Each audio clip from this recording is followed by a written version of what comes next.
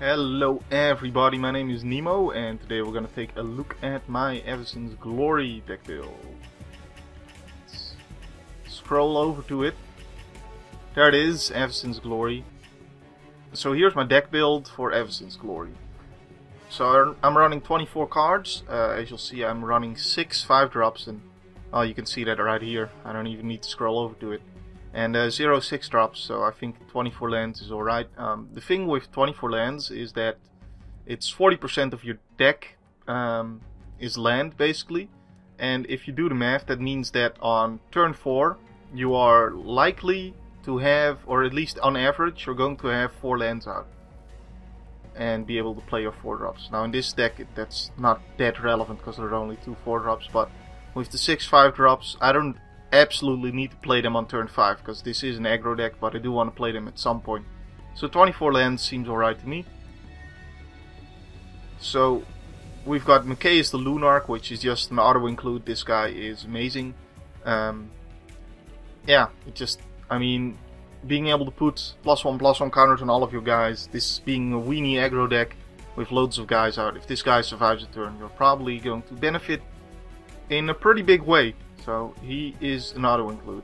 All 4 Champion of the Parish are also auto-includes. If you don't know what they do, whenever another human enters the battlefield on your control, put a +1/+1 counter on him. That's pretty powerful in conjunction with early 1-drops or even a follow-up of Gather the Townsfolk, which there are also 4 of in the deck, which adds 2 white humans onto the battlefield. So on turn 2 you can be smashing in for free damage with this guy, and he's going to just grow and grow and grow over the course of the game, unless eventually he's going to have to be dealt with, and either way.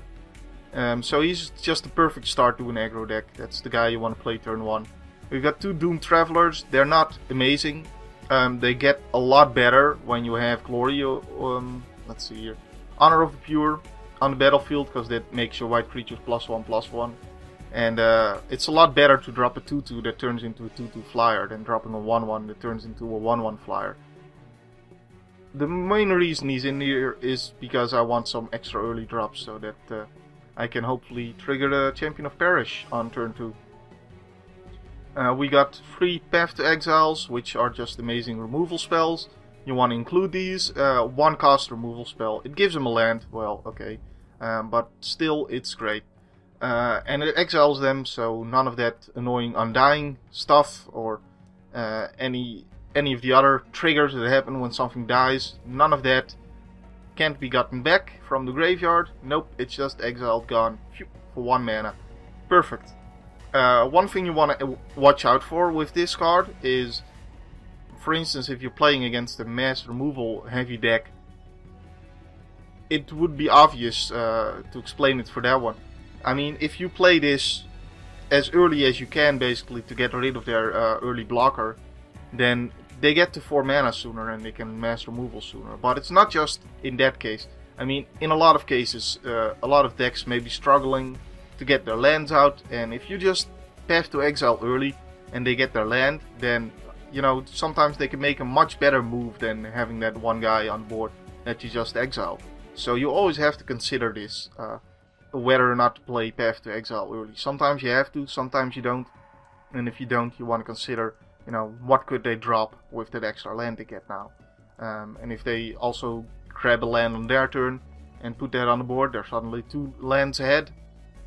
And they can drop something much bigger than you were anticipating.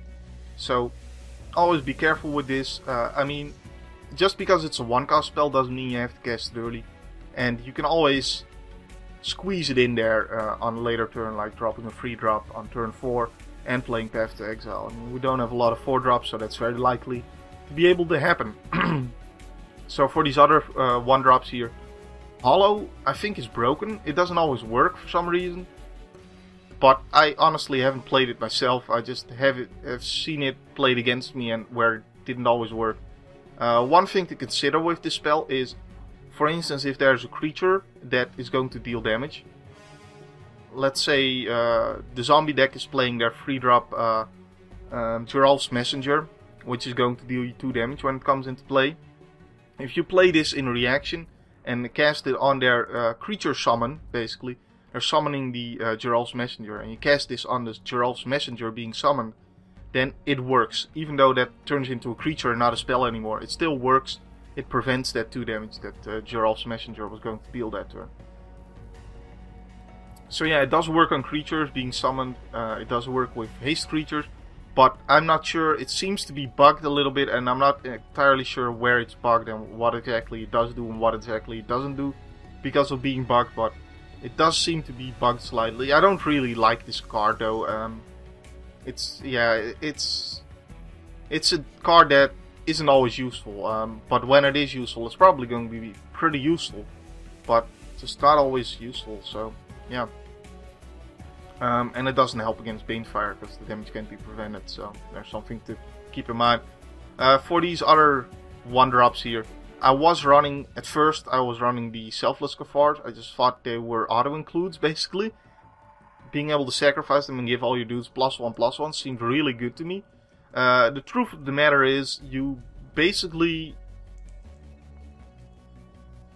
Unless you're playing against mass removal, where you sometimes want to keep back your guys, where you don't want to overextend, you don't always have 2 mana left over to just use this guy whenever you want to. Just out of playtesting with this card, I usually have something else to do. So, when that happens, he's just a 1/1 for 1 mana, and that's not really good. So, I eventually started using the Soul Wardens instead, because, you know, this deck struggles the most. Well, at least before the expansion came out, this deck struggled the most against other aggro decks, and so, and especially the mirror match, because this was basically the best deck in the game. So it struggled the most in the mirror match. So it makes sense to get a guy that gives you some life to survive the early onslaught. The metagame has changed somewhat, and I don't no longer consider Soul Warden needed for this deck, because well, basically it's worse against Lords of Darkness. Lords of Darkness is an interesting matchup for this deck, and definitely one that you should be wary of. And Soul Warden doesn't really help in that matchup, because it's a control deck. I mean, now that there are actual control decks, life gain doesn't matter that much, because, I mean, gaining some life doesn't matter to the control deck who's just trying to stabilize and then slowly kill you off. It doesn't matter how many turns it takes for them to swing in with their big demon, because once they stabilize, they're pretty much likely to win anyways. So yeah, Soul Warden, meh, not that useful anymore, and I switched it out for a 5-drop you're going to see later. So we've got some 2-drops here. We've got 2 Thalia, Guardian of Traben.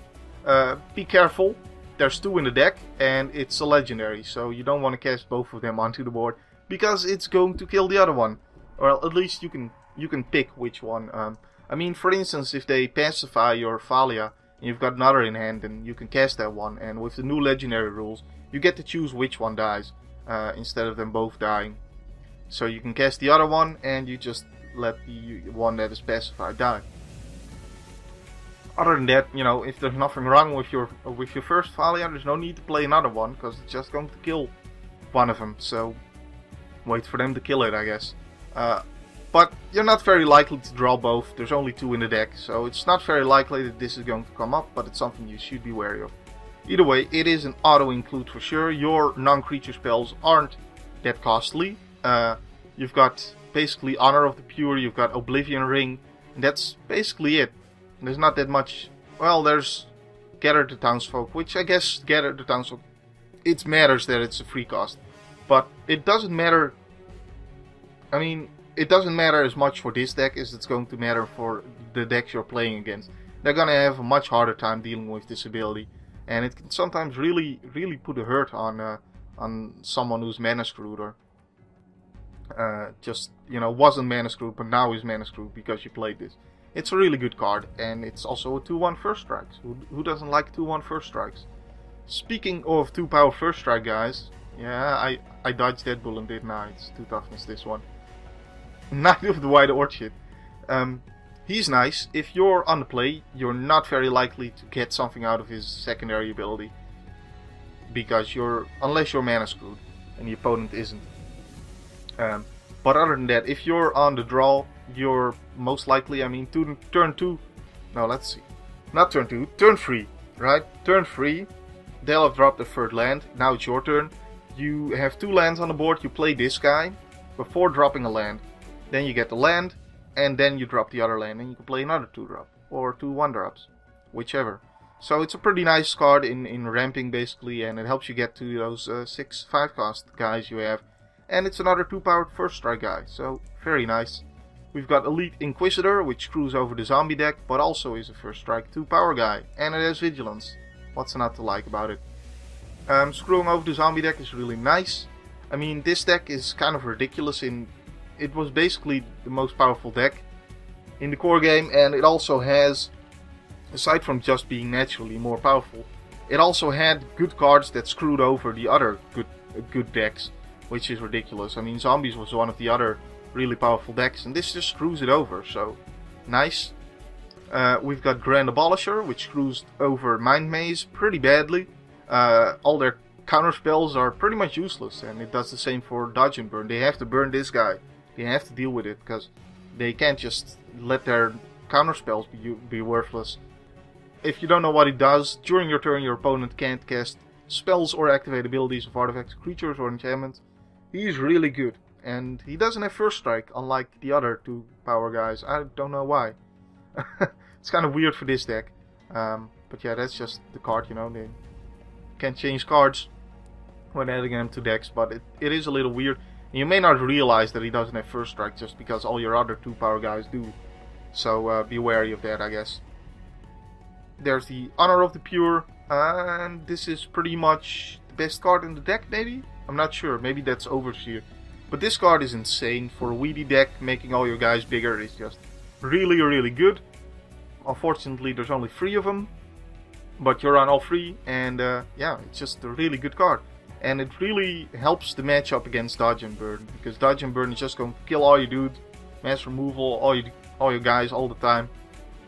This helps put them out of range, and if they're even a little bit mana screwed, this can totally help you win the game by making your guys big enough that they can't actually kill them fast enough. So either way, it's a really powerful card even outside of that matchup. It's just, you gotta include this, there's no question about it. You want to include all together the townsfolk. It's a weenie deck. I mean, putting 2 1/1 white human creatures onto the battlefield is really good, especially in conjunction with Honor the Pure. It triggers your Champion of the Parish twice. It's just a really good card. And if you have 5 or less life, you can put 5 tokens onto the battlefield instead. Sometimes it's relevant, most of the time it's not, because you're going to be the aggressor. And unless you like top deck this after you pretty much kind of lost the game because you didn't actually kill the opponent fast enough and they got to stabilize and now they're attacking you. And then you pull this late game, and I guess, you know, if you got Honor of the Pure out, you get 10 power on the board, which is pretty nice, but if they're attacking you with flyers, it doesn't really help. We've got Fraben Doomsayer. Fraben, not entirely sure there. But yeah, this guy is the lord of this deck basically. He's not amazing, but he's good enough. He can put a 1/1 white human creature token onto the battlefield, and that's pretty good. It's just that this deck is so powerful that he's kind of left behind and not as powerful, but he's still worth playing.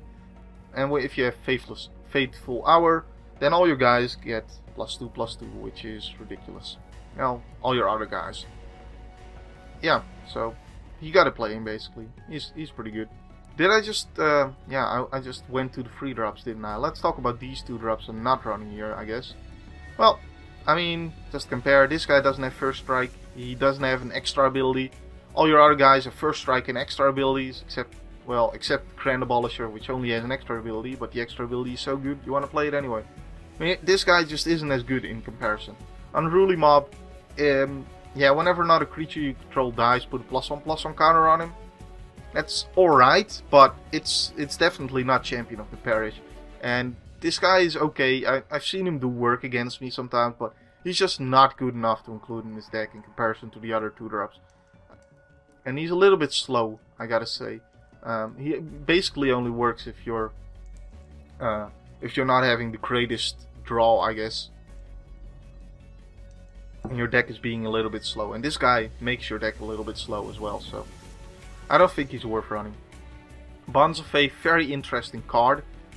I don't include it because I don't think the card is needed, but I mean, it's a pacifism for any non-human, and it can make one of your guys +2/+2. It's just that the other cards in this deck are so powerful, you want to run them instead. I mean, you've got exile effects, and making one of you guys +2/+2 usually isn't that relevant. I mean, Champion of the Parish is going to be so big they probably can block it anyway and kill it. And aside from that, your other guys, you want to rely on the weenie strategy rather than making one guy a little bit bigger. So now we've got the Fiend Hunters, just more removal, really nice. You can go for some kind of infinite combo with this. Well, it's not really infinite in this game because there's a timer. But this guy, when he enters the battlefield, you may exile another target creature. When he leaves the battlefield, return the exiled card to the battlefield under its owner's control. So basically this is removal. To deal with this guy, they get their guy back. But there's some tricks to it. So you've got the infinite combo possibility with this guy, which I honestly haven't even run across yet. But if you've got 3 of these guys, or 2 of these guys and a Restoration Angel, then you can play a Fiend Hunter, and then you can play the second Fiend Hunter, targeting the first Fiend Hunter, exiling the first Fiend Hunter, right? And then you play your third Fiend Hunter, targeting your second Fiend Hunter, which exiles the second Fiend Hunter. And the first Fiend Hunter comes back into play, and the first Fiend Hunter targets the third Fiend Hunter, exiling it. Then the second Fiend Hunter comes back into play, etc, etc. And this way you can basically chain these guys up to where they keep on exiling each other. And the reason you might want to do this is because, well, I'm not running Soul Warden, but if you were running Soul Warden, then you would gain infinite life, basically. Because whenever another creature enters the battlefield, you gain 1 life. They keep on entering the battlefield, chaining off each other, gaining you life. There's also Gold Knight Commander, which is pretty nice. Whenever another creature enters the battlefield under your control, creatures you control get +1/+1. So you can get infinite +1/+1 counters until end of turn. And overwhelm them with a lot of damage. You've also got, let's see here. I mean, you could run Mentor of the Meek and draw cards for as much mana you have with this. And there's another thing. Oh yeah, you can also, of course, put +1/+1 counters on Champion of the Parish whenever another human enters the battlefield. These are humans, so yeah, that works. So yeah, Fiend Hunter, pretty nice. There's a little bit of a complicated combo, and it works with Restoration Angel also, because it has Flash Flying. When Restoration Angel enters the battlefield, you may exile target non-angel creature you control, then return the card to the battlefield under your control. You can chain off with 2 Fiend Hunters and Restoration Angel, basically in the same way that you do with 3 Fiend Hunters, and that works. I've never run across it, but it's an interesting combo you can do there. Another thing with Fiend Hunter to keep in mind is if you read this guy, then when Fiend Hunter leaves the battlefield, return the exiled card to the battlefield under its owner's control. That means that if you're still exiling the guy, and this guy leaves the battlefield, then he doesn't get the guy back, and it's permanently exiled.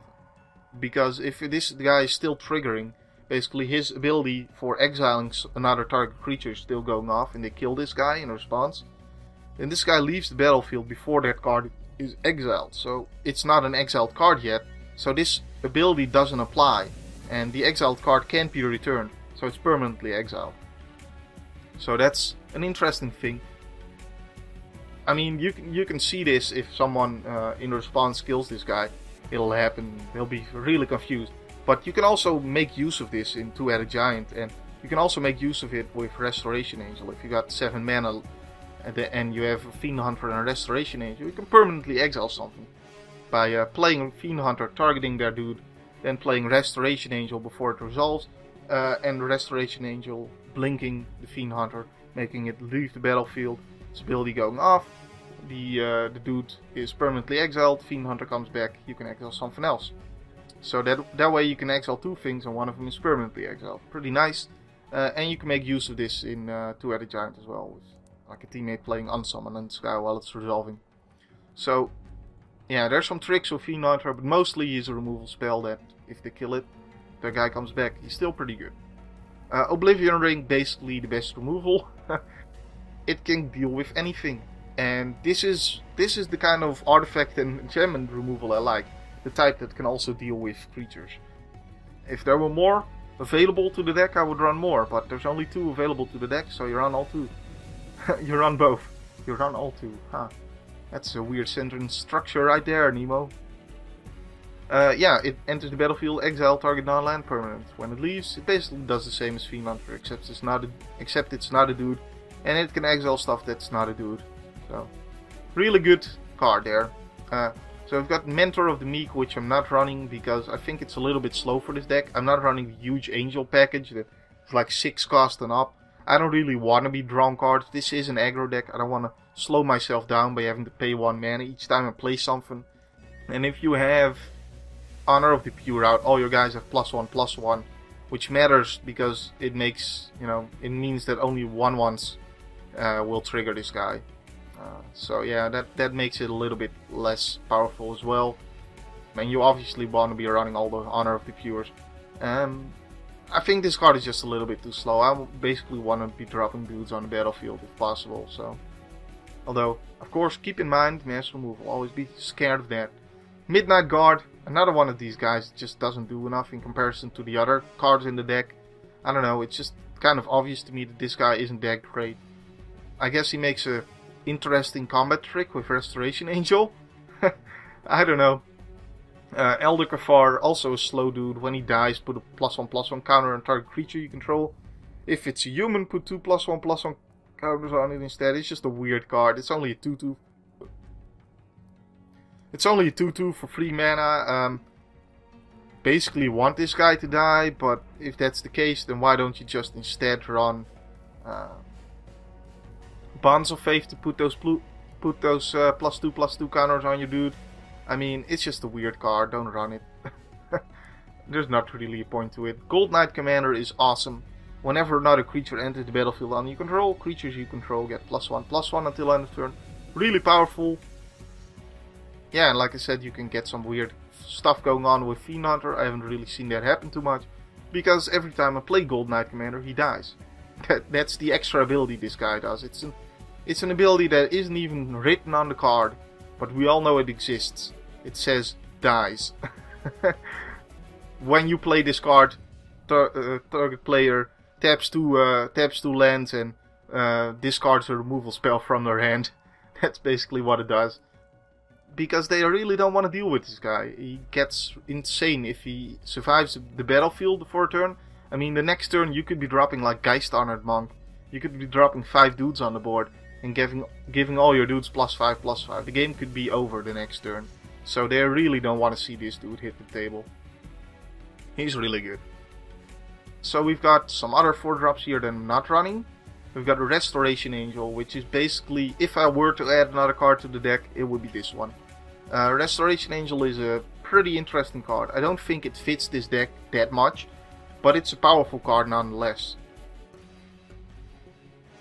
So the reason, I mean, it's a really powerful card just because you can play this with Flash, you can save one of your dudes from dying, and have a 3/4 Angel on the board, which is just really good.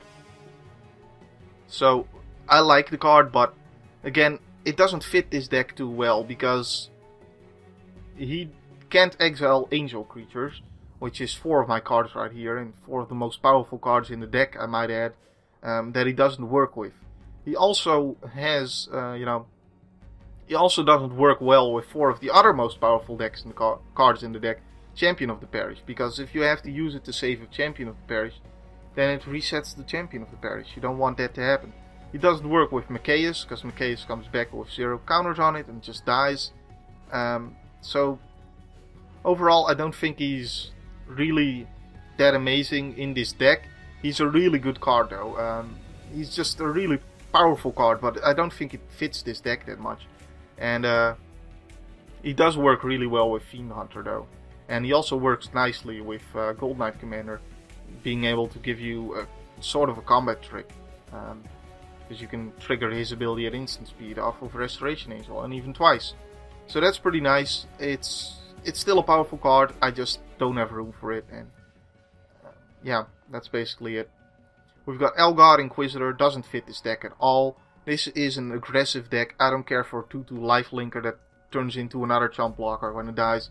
That's basically what this does. This card basically gives you 2 chump blockers over 2 turns. That's what this card is for. It fits more in like a combo deck or a control deck, not an aggro deck. If you just need something to help you survive against aggro, then this guy is your man, but this deck doesn't need to survive against aggro because it is an aggro deck. So don't run this. We've got Seraph of Dawn. It's not that great. It just doesn't do enough. It's a 4-cost 2/4. It has flying and lifelink. You don't really need flying, and you certainly don't need lifelink that much. So don't run it. Angel's Mercy. Now I don't even need to talk about this card. It's crap. It's not good. So we've got the 5 drops here. I'm running 6 of them. I was running 4 at first, but since the expansion came out, I've switched out the Soul Wardens for Baneslayer Angels. And the reason I did this is because, well, Soul Warden is worse against Lords of Darkness. Baneslayer Angel is better against Lords of Darkness. So Baneslayer Angel gained in value since the expansion came out, and Soul Warden dropped in value. So that's basically the reason. It's a really good card. It's always been really good. It's a 5/5. Flying, first strike, lifelink, protection from demons and from dragons. I mean, what is the demon deck going to do about this? Not much. But, I mean, the demon deck loses to Avacyn's Glory anyway, so it doesn't really matter that much. But, the protection from demons... the dragon deck loses to this card, to this deck anyways, so it doesn't matter that much for protection from dragons. But protection from demons is pretty nice, because it kind of screws over the demon deck. I mean, that deck has a lot of removal, but if they happen to draw a dude, or a dude that is removal instead of just a removal card, then this card is really nice, and it is 5/5 flying, lifelinker, first striker, threat. It's, you know, they gotta deal with it, so why not, right? And Angelic Overseer is even better than Baneslayer. It's a 5/3 flyer that basically always has hexproof for indestructible while you're playing this deck, because you're almost always going to have a human creature on the board. So it's ridiculous. They gotta deal with it. They can't deal with it. They die to it. That's what this card does. It basically says win the game. I don't know. That seems pretty good. Want to include that? It's just such an unfair card, basically. I mean, what are they gonna do about it? Not much. They gotta kill all your dudes, and then they gotta kill the angel. Now, aside from that, the other 5-drop, I was considering, I mean, increasing devotion or Geist-Honored Monk doesn't really matter. Just you can do what you want here. You can include the 2 increasing devotion instead of the Geist-Honored Monks. I doubt the deck will suffer under it. You can include 1 of each. Fine, doesn't matter. Both are pretty good. Both are going to hopefully win you the game. And it doesn't really matter which one you play. They both die to mass removal. I like Geist-Honored Monk myself, just because it gives you some flyers. Vigilance is quite good in allowing you to attack and block. But there's also upsides to increasing devotion. I mean, this triggers your Champion of the Parish 5 times. With Honor of the Pure out, it's 10 power on the board. So there's upsides to each. And that's basically it. There's not much difference in playing either of the 2. This guy, this one has flashback for 9 mana, but you're never gonna get to 9 mana with this deck. In very rare cases you might get the 9 mana, but most of the time you're not. It doesn't matter which one of these you include, is what I'm saying. Ring of Free Wish is just awful. It is terrible. It's going to... You need to play this... I mean, you have to tap out to play this, then you have to tap out another turn to search the card you want. It's awful. Don't run it. Hallowed Burial is an interesting card. It's mass removal in a weenie deck. I don't see the point in it. I mean, if you're running the angel version of this deck, then you want to run this card most likely. But in the weenie version, which is definitely the better version, at least for 1v1, And my deck builds are always for 1v1. And you probably don't want mass removal in a weenie deck, so don't run that one. And then we get to 6 mana and over. I don't even need to talk about these cards. You just don't run them because this is an aggro deck. The format is fast enough that you don't need 6 drops. The only ones you might consider running, even in the aggro deck, is Sunblast Angel, because it could be useful if you do get the 6 mana. I mean, it's a pretty powerful card in the right circumstances, and Dearly Departed is a card you can just basically do the reanimate trick with. You can just not play anything turn 1 and then drop this in the graveyard basically if you're on the draw. And then, you know, his ability makes each human creature you control enter the battlefield with a +1/+1 counter on it, which is not bad. But aside from that, having to cast this for its full mana, it's just a 5/5 flyer. They probably don't even need to kill it. Well, I guess they need to kill it, but by the time you're at 6 mana, no, it's just not that great. And all this other stuff, just don't run it. Don't run it. Run it into Add a Giant, basically. That's what this is. That's what these top end cards are about, and that's basically the deck build. We're gonna get some gameplay with this in the next video, so stay tuned for that video to come out. My name is Nemo, and I hope you enjoyed this one. If you have any comments on this, if you really think I should include Restoration Angel, or if you think that increasing devotion is much better than Geistrandet Monk, let me know. I read all my comments, and maybe you have a point. Either way, my name is Nemo. My name will still be Nemo next time, and thanks for watching. Hasta la vista!